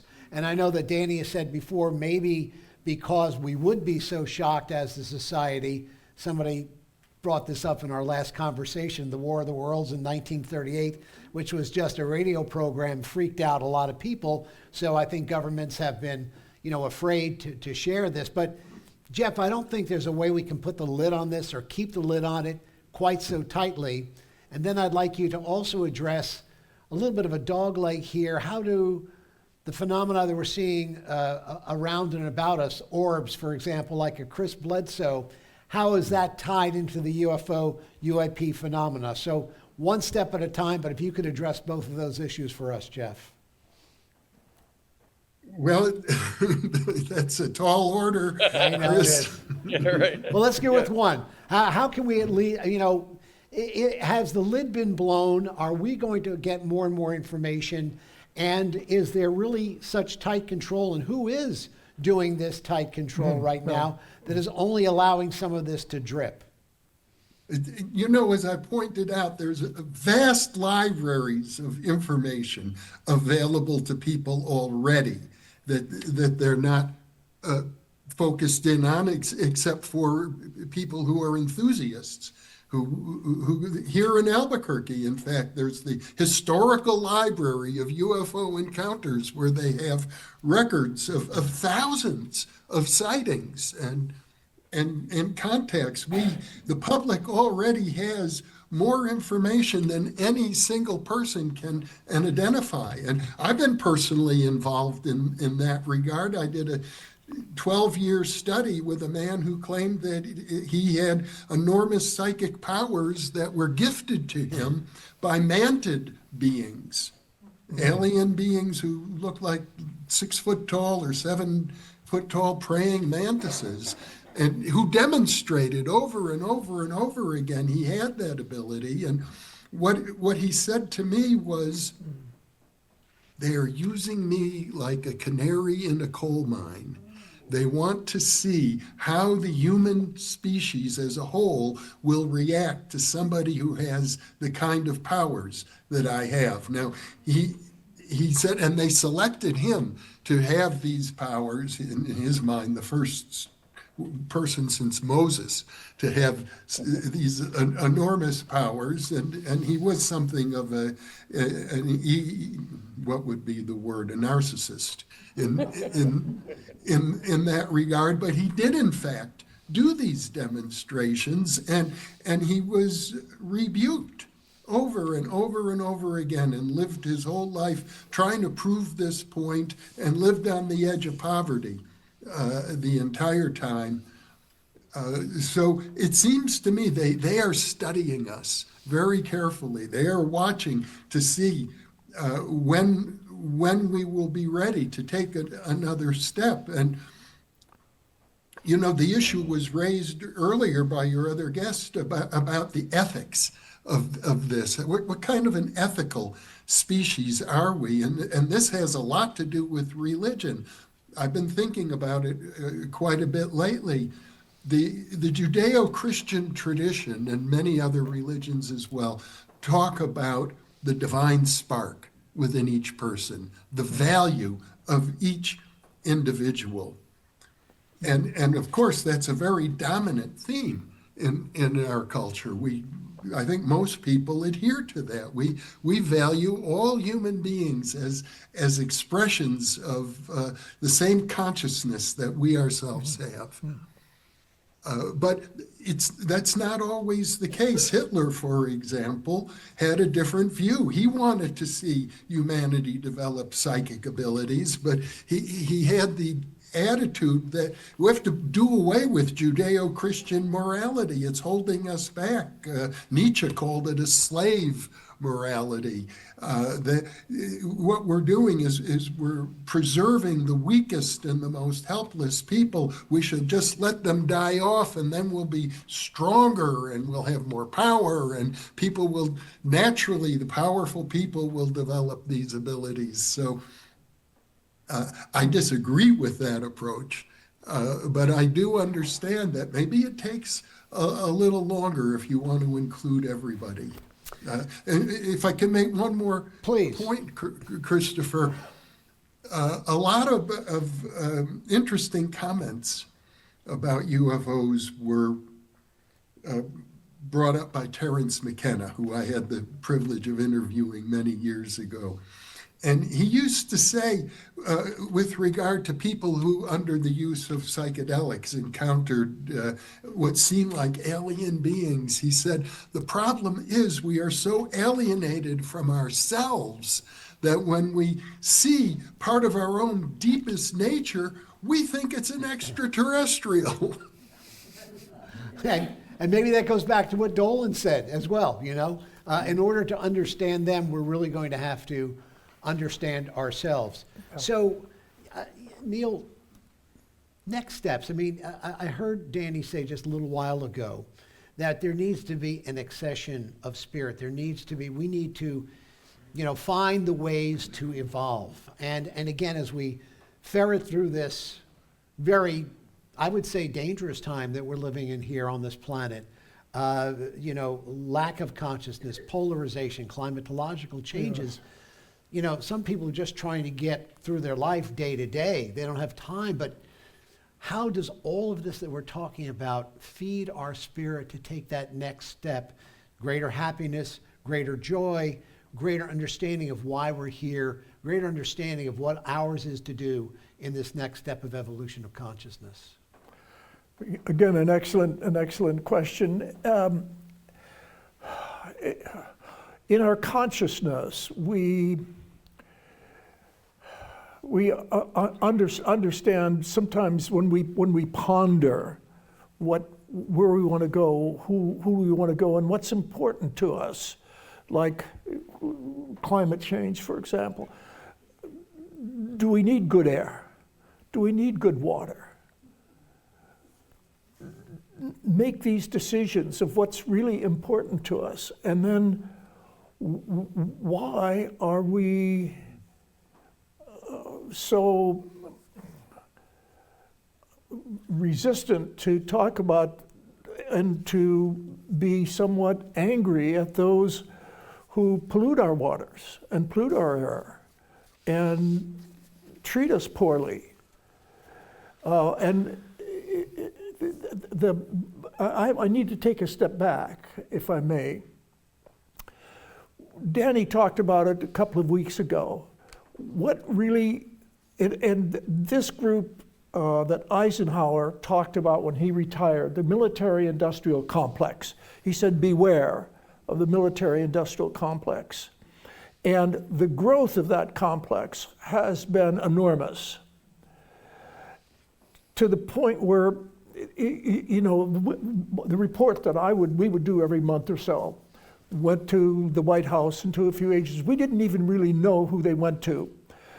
And were we lied to afterwards? Absolutely. They would take our reports and other reports of sightings and things, and they would say, oh, it's swamp gas, or oh, it's birds flying. And they would lie to us. And you say, well, why do we have a government that we supposedly vote and bring into being? Why do they lie to us all the time? Why won't they tell us the truth? We should deserve the truth. And more I'm seeing that, interestingly enough, the people in the CIA or the NSA or the state security group that's lying to us a lot, really, I'm finding, it's my take on this, that I'm finding that they take a lot of their decisions from that military-industrial complex. And as Danny said so eloquently a couple of weeks ago, for example, oil. Why did we go to Iraq? Why did we just go into Venezuela? Oil. And why aren't we putting that money for better usage of energy and clean energy? And then my take on it again is that there are 25 major corporations that make 80% of the decisions of the world. Every major decision in every country of the world is made primarily by 25 corporations. Then there's a second, they make about 80% of every major decision. They have influenced the politicians through, and it isn't outright bribery a bit, but they're, they need to get reelected, and there's interest groups and all of this. There's ways of putting people on boards and putting people into these agencies so that they will lie to us. So, because they're making an enormous amount of money, the military industrial, the salaries that, and again, they can lie to us and then go back to their boards and say, we want millions and millions and millions and more for our salaries, and they're getting them, and we're allowing it. And then, Danny, that's why I think, and again, Danny's group, the New Paradigm Institute, yes. I mean, I think, Danny, that's why you guys have been on the front line. I mean, sometimes, and Richard Dolan said it 2 weeks ago when he was here, sometimes we fool ourselves thinking that we live in an open and vibrant democracy.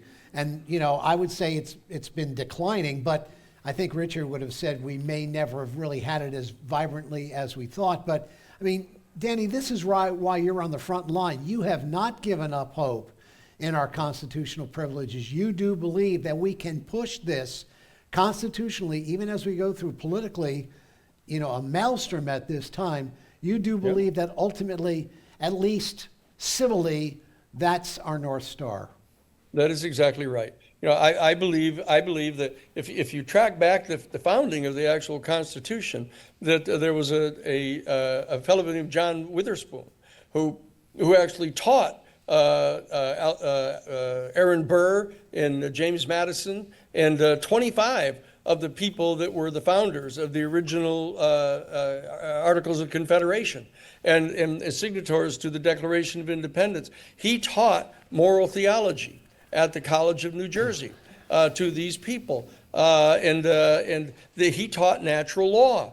The very idea that there are these natural laws that can be discerned by us through the exercise of this faculty of discernment. This is known to us. What we have to do is we have to re-articulate these kind of verities to the regular people. But we have to do so in a context where they feel that they can do something, or it makes some reason why they should do this. That's what the New Paradigm Institute is about. That's why we have the Citizens for Disclosure that we're organizing. We have chapters now in 35 states. We're going to be in all 50 states. We're going to have offices in basically all 435 congressional districts, because we have a structure in place that we can exercise. We can still do that. We can reach out if we will do our job as citizens. We constitute only 5% of the population of the entire planet, but we are the unique people here in these generations that can get access to this information, which our government has. We can use the constitutional structures that we have. We can elect people. If the people who are there don't do what we ask them to do, to reveal this information to us, then we can replace them. We can still get that done. And very importantly, we can reach out ourselves. Because of the faculties that we have, we can reach out through our own faculties of telepathy and establish direct communication with the extraterrestrial beings. We can engage in citizen diplomacy, citizen to citizen with these beings. We have to take control of our constitutional structures. So I believe that in a time of great instability, when people are not being able to rely upon the banks anymore. They don't have trust in the dollar or the currency, because they've discovered that it isn't really grounded. If this the petroleum dollar that we're betting on, and the petroleum is contaminating our planet and ruining our climate, we can't stay there. We've got to change, and we have to have some moral reference pursuant to which to make these changes. And the spiritual communities have articulated these values. Okay, and so I think we have to go back to the spiritual values that have been articulated. We need to use the constitutional structures that we have in our American government. We have to reach out and identify the people here that in fact Neil is talking about. This military-industrial complex has formulated itself into a national security state. Okay, and the preeminent operatives of the national security state is this legacy group that is concealing the information about the UFOs and about the existence of this extraterrestrial civilization. And they're in communication with some of the hierarchy of the churches that are suppressing the knowledge about ourselves and the spiritual capacities that we absolutely have. Okay, so we need disclosure not from the government. We need disclosure from the churches and the institutions, and we need some disclosure from the ET people. Okay. But the bottom line is we have to have disclosure. Each one of us has to undertake the task of disclosing to ourselves what our capacities are. We have to come to have faith in the belief in the capacities of our human family, so that we can merit the relationship with an extraterrestrial civilization, and they can come to trust us, so that we won't try to transform the knowledge we get from them into weaponry. This is our job as citizens, and we can't fop it off on the elected representatives or the people in the executive branch. We have to do this ourselves, and we need to find the confidence in each other's spiritual faculties together. That's what we need to do. And Danny, thank you. And I would like to think in our own respective ways, whether it's Neil, whether it's what Jeffrey's doing at New Thinking Aloud, what Danny's doing at New Paradigm Institute, certainly what we're doing here at A.R.E.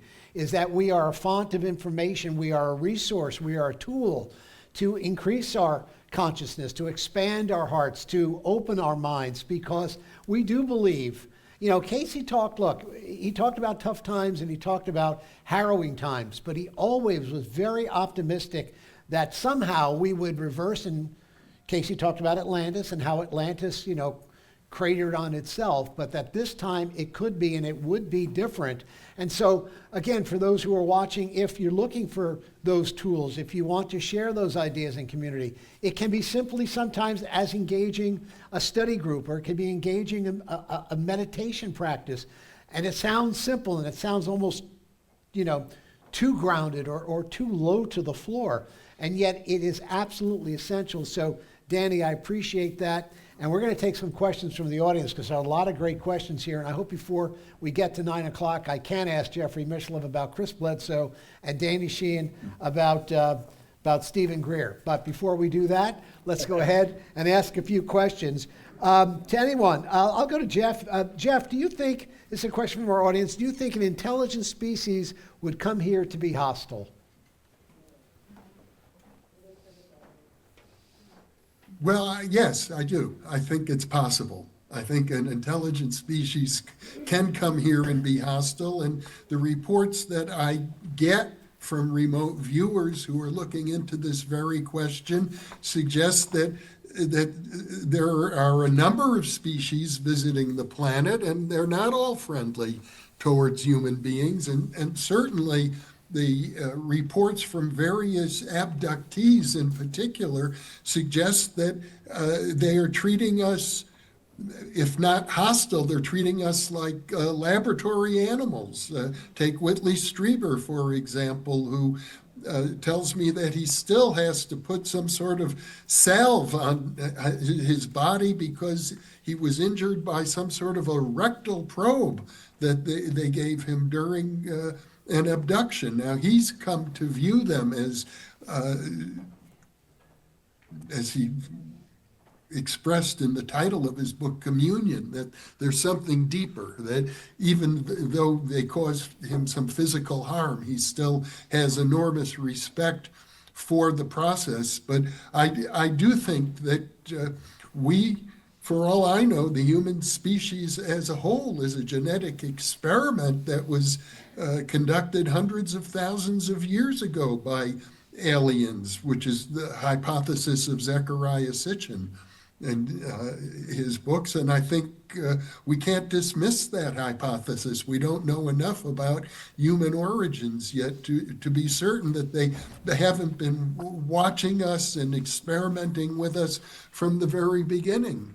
So at least some of them feel that they are totally entitled to interfere with the liberty of human beings. Yeah. I think that's a fact. Yeah, a good point. And I know, Danny, you feel that largely that these various races seem to be, if not benign, seem to be approachable, seem to want to have interaction with us. In fact, when we talk about the Eisenhowers or the Holloman Air Force Base interaction, I think you and Jeff have talked about the fact that you believe that there are treaties between some of these civilizations and humanity.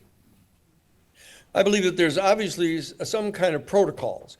I mean, if we've clearly had these direct communications, I know, and every time I press Lou Elizondo and others on this, they say, I'm not allowed to talk about this, and so that I've discerned that there's some juridical relationship that these different species have with each other, and that they've at least established some kind of protocol with our national security people that keep them from directly warring with each other.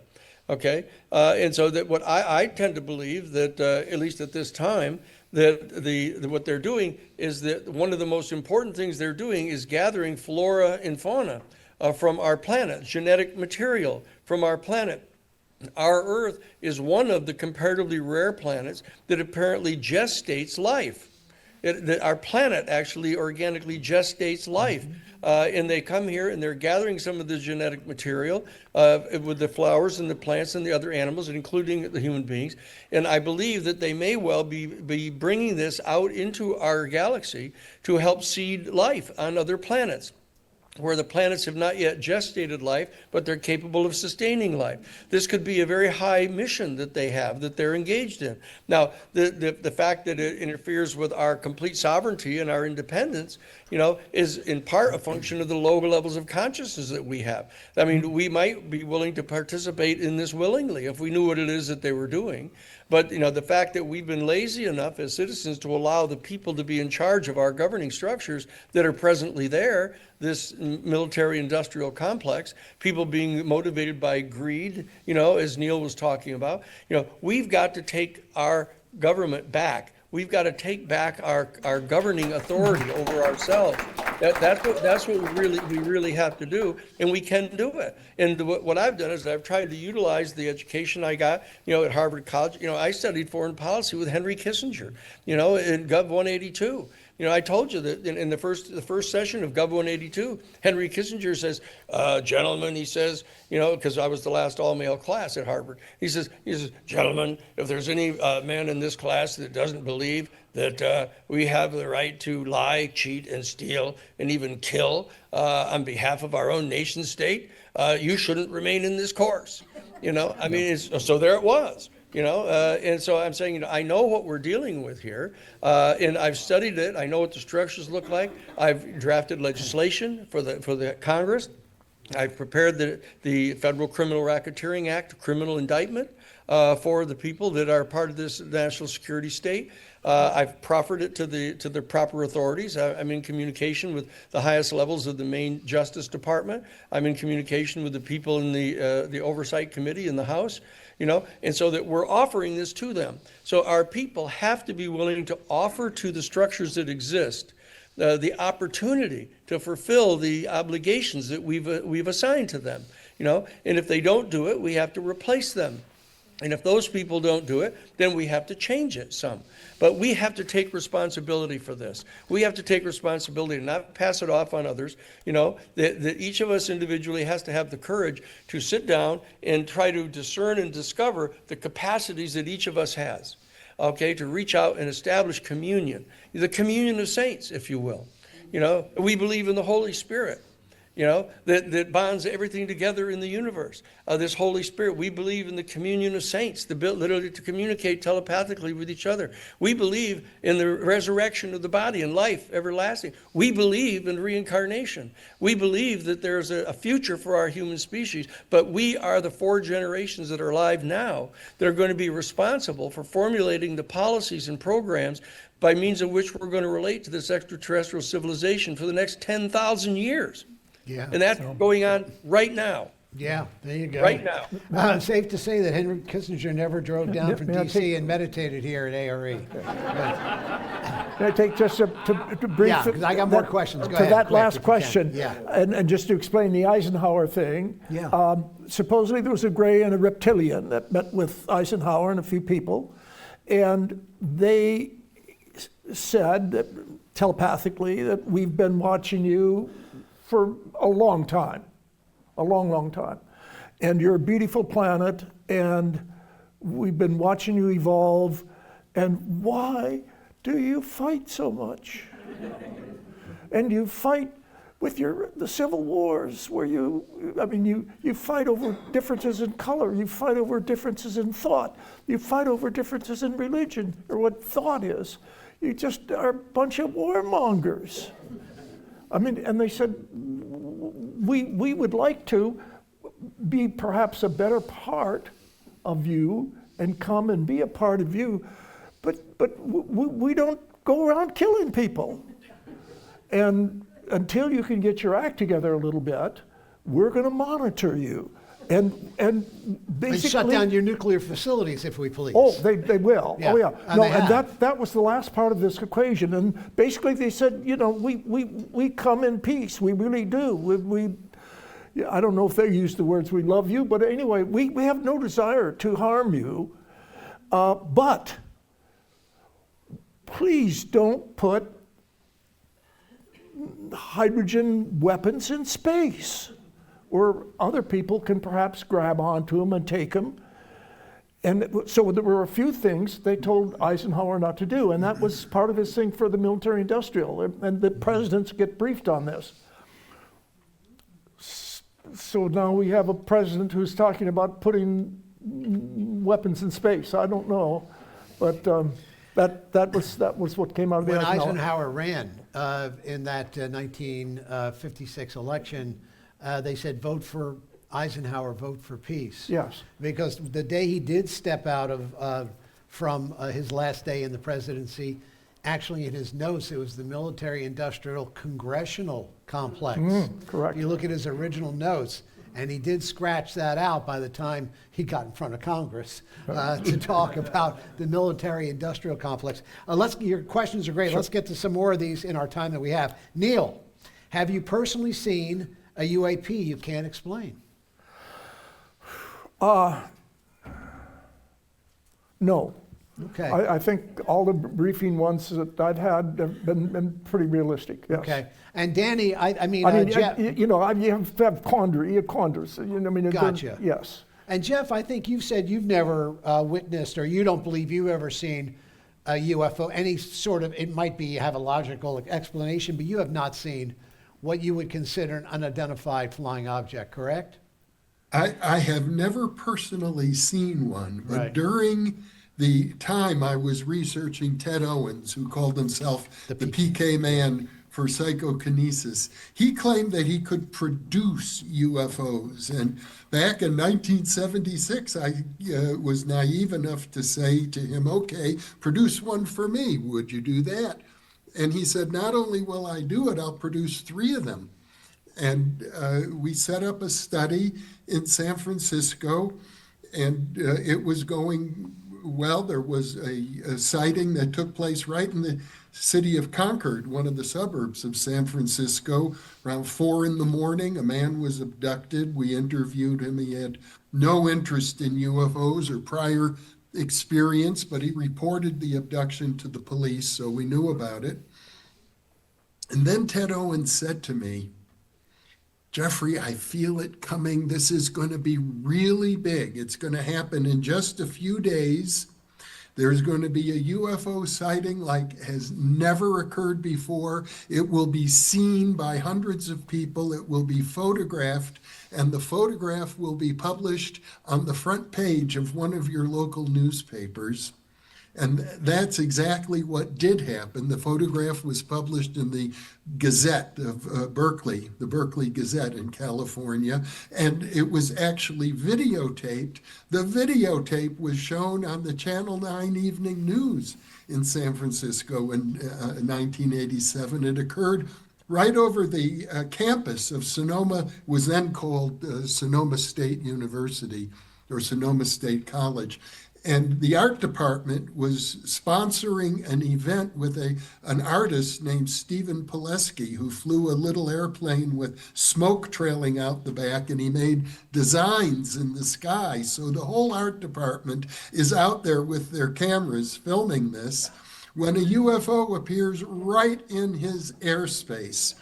And it was reported. We interviewed the pilot. We interviewed the people on the ground. It was indeed seen about 3,000 feet over the campus, about 30 feet in diameter, lozenge-shaped UFO. So while I didn't personally see it, that's how close I came to being engaged in that experiment. Well, we're gonna get Jeffrey here one way or the other, even if we have to send a personal airplane Uber out to pick him up in New Mexico, because his book, A PK Man, is just absolutely, extraordinary. And Jeff, I really would love to have you share that story, because it is in some ways beyond belief. But I'm going to get to the Stephen Greer question and then to the Bledsoe question. So, Danny, this is for you, because I know, Danny, you represented everybody in the business, it seems. Lou Elizondo, you represented Stephen Greer as well. And, of course, he started ET Contact with CE5. Some of you folks may have tried that. It's actually an app. To the degree you're able to, Danny, the ET Contact via CE5 and other consciousness communities, is this some of what you're talking about? And people like that can join groups such as the New Paradigm Institute. Is this part of that acceleration process that you alluded to much earlier in our conversation tonight? Yes. Yeah, and to be particular, that I represented the Disclosure Project. Yeah. Not Stephen himself. Okay, gotcha. For 20 years, I was general counsel to the Disclosure Project, and was responsible for helping to vet the people that would be presented at the National Press Club and other places. And so I know Stephen extremely well. That they've been engaged in the CE5 protocol. It works. The bringing of people together and having them meditate. And almost like a generic meditation, like transcendental meditation. It's not particularly attached to any particular religious denomination. It's a physiological exercise, and that they reach out telepathically to invite a craft in, and it has happened. And Jake Barber has talked about the fact that they had a person that was a psychic that was able to draw the craft into them. So this is true, and it has a lot of it has to do with your faith that it'll work, and it's not a matter of you projecting a plasmatic, a photoplasma projection of your own unconscious. That's not what's happening here. And even though Jacques Vallée had at one time thought that, so did others. But the bottom line is, I believe that they're clearly real. That we've had encounters with them, and we can solicit them. We can reach out, but we need to have some training. We need to have people, that aren't going to just freak out the minute the craft arrives. And that John Mack and I were involved in doing this just before he was unfortunately killed. That we were developing a kind of a citizens diplomacy group, the people that were regular contactees, that were, sequential abductees, that what we did is we found a couple of the folks and we trained them. Stanislav Graf personally trained them in the holotropic breathing. So the next time when the encounter happened, their hair would start standing up on their arms, and they'd realize this is getting ready to happen again. And they would do the holotropic breathing, and then they would start to be able to communicate with them. So this is something that we can do. The New Paradigm Institute is going to be doing this, is going to be facilitating this. We're doing this in a way that will be free of charge. You know, we're not charging people for this. We're going to be facilitating these happening. We're going to try to get our Citizens for Disclosure groups in each one of the congressional districts that are going to be facilitating these kind of gatherings. You know, we're going to be extremely respectful of local religious communities. You know, that some of them may want to be praying to reach out to try to establish communication with them. You know, we're going to do this because this is what we have to do. Stephen is, you know, that. You know, our job is, you know, I'm the only person in the world that has represented, you know, the Disclosure Project with Stephen Greer and Lou Elizondo, right. You know, actually at the same time, you know, and so that, you know, that I'm working hard to get them to talk with each other, to communicate in a friendly manner, to try to figure out what we have in common to solve these problems. And I think we can do that. And heck, you've talked to Biden's people and Trump's people at the same time. So, you know, if that's even possible and you didn't blow up or kill someone, and then there's some hope in the world. Hey, I'm going to throw this one in Neil's direction. Although this was probably above your pay grade, so to speak, because I know you knew about Wright-Patterson Air Force Base and that they were taking the material and the bodies allegedly, reportedly, to Dayton, Ohio. Yes. But this question is Area 51, which I know is one step above where you were, is Area 51 still used to store exotic material like UFOs and ETs? I'd ask that about Wright-Pat as well. Yes. Was it ever? And did it move to somewhere else? Yes. And the best of your ability. Yes. Well, they started quite a number of programs there in Area 51, built a bunch of hangars and analyzing different things. But Area 51 is in a low area, and there's a bluff and then a hill that looks down on 51. And what was happening, especially with these very large RV vehicles that would park there for weeks. And, you know, people were watching sort of what activities was going. They had hangars and bringing things in and out. And then the security people said, wait a minute, we have 2 levels of 12-foot fences or something like that, but they're fences. You get an RV, big RV vehicle coming down that slope off that hill at 50, 60 miles an hour, they're going to go right through those fences. So we have a security problem here at Area 51. And so they decided that they had to really move the good stuff away. And they didn't really come out and say where it was going, but all at once, those of us in that community were getting sort of applications, would you like a job in Dayton, Ohio? And and it was a very large facility. I mean, Wright-Patterson Air Force Base is large with large runways and just a large area. And because it's an Air Force base, you can have 3 levels and you have a lot of guards. And so that was the reason why they moved it there. The huge underground facility under Wright-Patterson in Dayton, in Ohio, southern Ohio. And that's where all the good stuff is happening these days. It's where all the really top analysis is taking place. Got you. That's where high strangeness started with Edgar Casey in Dayton, Ohio. That's another story for another time. All right, Jeff, I'm going to ask this question to you. I know I tried to glom it on another question before, but now we've had some breathing space. Mm-hmm. Chris Bledsoe and his seeing of orbs, and you've interviewed him, and Danny, I know you know who he is, and Neil, you probably do as well. I know Chris really quite well. And you know him well, right? And I know you've been a contact in the desert and some other, programs. So, Chris, if, for those who don't know, and if you watch some of the History Channel programs like Skinwalker Ranch, Chris is a gentleman born in a very fundamentalist Christian community who had several sightings that freaked him out, but going through a number of personal things over the years, he not only sees orbs of light, he actually can command them and bring them. And by the way, Chris will be joining us here sometime in 2026.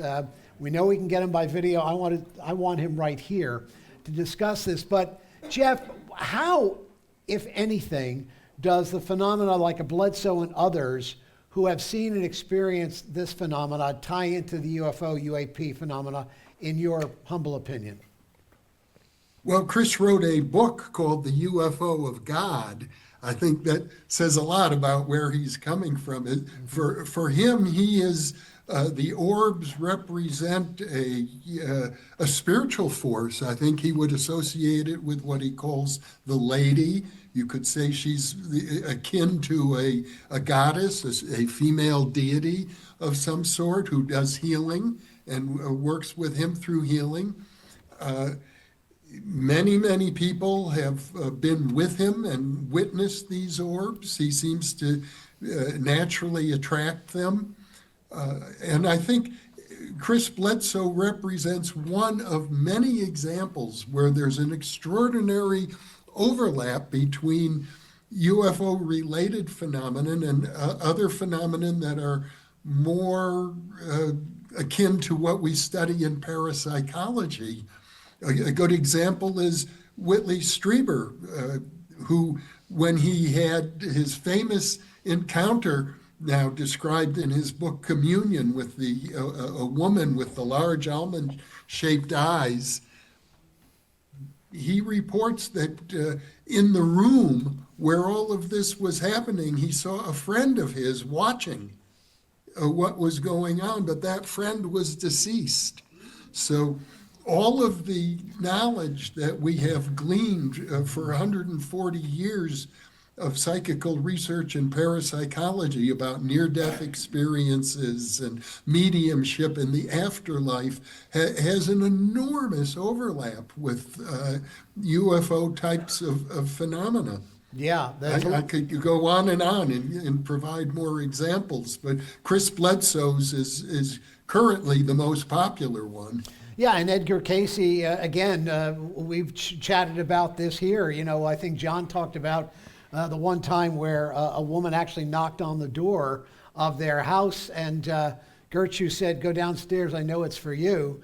And it was someone who had helped them out in Selma, Alabama, and she said, "Mr. Casey, I've been looking all over for you. I need a reading, and I need to reach Dr. Sheffield." And he said, "Well, that would be nice, but you're dead."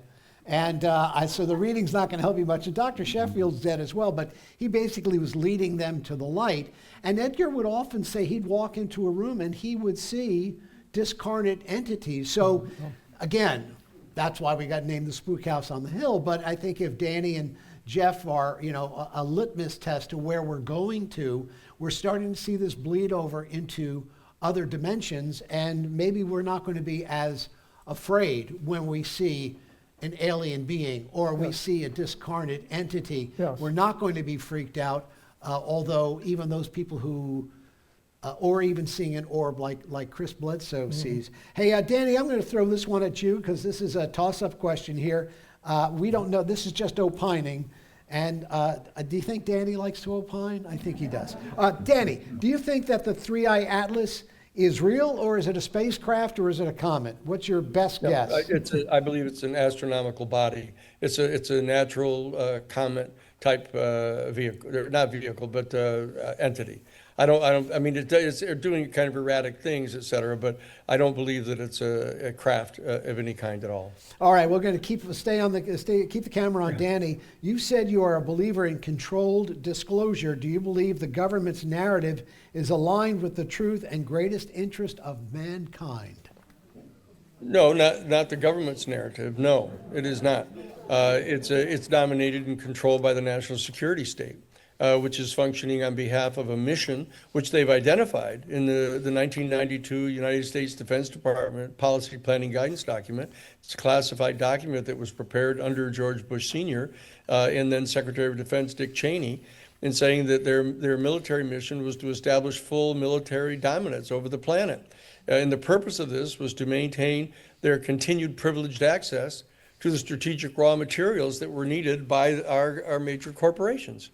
because they view the corporations, what's good for General Motors is good for the country. Right. And it can stimulate business and income and jobs and all that. And they view that in total good faith, and so that their mission is not good for the world. It's not good for our country, and so the people ourselves need to have a much more spiritual mission.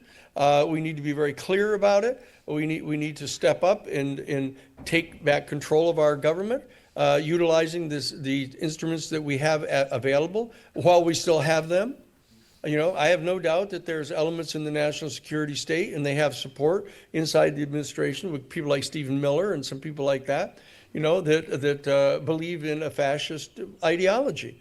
Which is basically, it's Mussolini wrote the essay in 1933, is, putting the instrumentalities of the government at the disposal of the interest of privately owned corporations. They genuinely believe that that's a great way to develop resources and market them, et cetera, that is not good for our human family. We have to find alternative ways of doing this on our planet, and so that their mission is not a good one. And the disclosure we have to take control of the disclosure ourselves as the people, and we want to try to do so through our representatives in the Congress. I've written the legal briefs for the House Oversight Committee, laying out the history of the legal cases that show that Congress of the United States has the constitutional authority to declassify any of this information and make it available to the people in Congress, and the Congress has the authority to decide if they want to release this to our people. And if they don't, then we'll elect new people. It will. Danny, did you just find out recently that Dick Cheney more or less was running or at the top of the hierarchy of these programs? Well, we had discovered Dick Cheney's so-called undisclosed location where he used to go to periodically. It was on an old Naval Air Station base down in Texas, and we found it. He had a Blackwater security, private security there. We knew that something was going on there, and we knew that there's some clear correlation between people that are major people in the national security state and the people that are involved in the legacy program. He was one of the major suspects. Now we're starting to get more and more information about it from people inside. We know that Inman, Bobby Ray Inman, was when he was DIA, Director of the Defense Intelligence Agency, and then later the CIA. He was in part of the legacy group. We know that Stephanie O'Sullivan, who was the right-hand person to Clapper. We were getting things. I'm crafting the actual federal criminal racketeering criminal complaint for the Justice Department. So we're in the process of doing the investigation to find out exactly who these people are. I'm going to be talking with Neil and try to get the names of some of the other people that were in his group of 15. Yeah. So we can try to track down, which ones are still alive. And we want people to come forward and start sharing this information. We're not here to seek retribution against anyone. We're here trying to get people to come forward. And we can all get together as a human family and reach out together to the stars. That's what we're up to. Yeah, so if Cheney was running those programs, then Darth Vader really was running our space programs then, after all. I want to thank my guests tonight, and I've got some information we're going to put up on the screen here. First off, my thanks to Neil Helm, and again, for you folks who live locally in Virginia Beach, those people who are here in this auditorium, Neil speaks about mundane things like near-death experiences, a little less high strangeness than UFO, UAP. What else do you talk about here, Neil, besides near-death experiences? Well, levels of consciousness, dreams, meditations. We really haven't caught it. The wonderful things about this community and Atlantic University. Yeah. One of the reasons that my wife and I moved down here in 2009 is that I wanted to do another master's at Atlantic University. Beautiful experience, transpersonal psychology. And then I became a member of the faculty. And then meditation is so important because of the conscious levels that you can go down to you take meditation and then into self-hypnosis, as Edgar lay in the couch upstairs and folded his arms and took himself down into levels of consciousness. You can develop that so that this program on hypnosis here is a beautiful, wonderful program. We've got so much to offer, and that's why, again, Fania and I moved down here to be a part of this beautiful, wonderful community. Right, and we also want to remind people about Atlantic University. So there's Neil Helm. We also want to thank, of course, Daniel Sheehan tonight, or whoever's you got up next for us, Kevin, for graphic. But of course, there's Danny Sheehan's group, New Paradigm Institute. And again, the Virginia chapter, they have a table outside. If you want more information about New Paradigm Institute, globally, nationally and globally, or locally throughout Virginia, check them out at the table. And as always, come and watch us on New Thinking Aloud, whether it's Jeffrey Mishlove, or it's myself, or it's Emmy Vadnais, Deborah Lynn Katz, who former president of the Remote Viewing Association, Lynn Whitney, and many others. Thank you, Jeff, for all you have done and for being here tonight. And I'm so grateful you're out of the hospital, you're up and running, so to speak. Well, you don't run, but you bike a lot. So again, one of these days, when we've had Danny here on the stage, we're gonna get Jeffrey here as well. I'd love to have him talk about the PK Man. So in the upcoming months, keep watching. Conscious Universe will have people such as Leslie Kane, who actually divulged the whole notion of a UFO and UAP that the Department of Defense had been holding. She also authored the book Surviving Death. Chris Bledsoe will join us. We've got lots and lots of wonderful things that we're going to be covering. As we like to say here, we cover everything from Jesus to aliens. And I promise you that we'll be doing that. So thanks for coming here. Thank you for joining us tonight online. Love you all. Take care and have a good evening.